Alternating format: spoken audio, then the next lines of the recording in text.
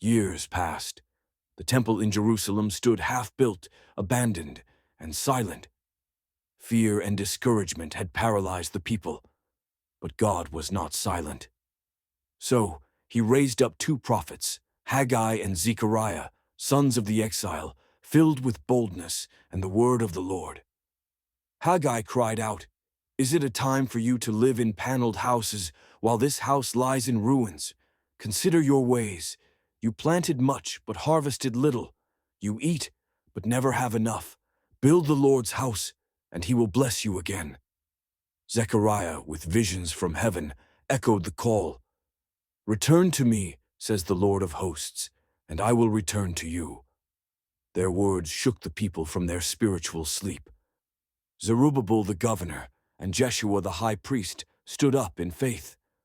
The people gathered once more. The tools were brought back. Stones rolled again. The sound of chisels and hammers returned to the Temple Mount. But their enemies were watching. Soon Tattenai, the governor of the region west of the Euphrates, heard the news. Alarmed, he and his officials marched to Jerusalem and questioned the builders. "Who gave you permission to rebuild this temple and finish its structure? What are your names?" But the eye of God was on his people. Courageously the Jews replied, "We are the servants of the God of heaven and earth. This temple was built many years ago by a great king of Israel. But because of our people's sins, God allowed it to be destroyed.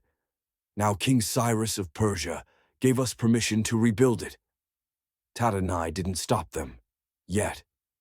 Instead, he wrote a letter to King Darius, carefully explaining the situation and requesting that a search be made in the royal archives to confirm if Cyrus had truly issued such a decree.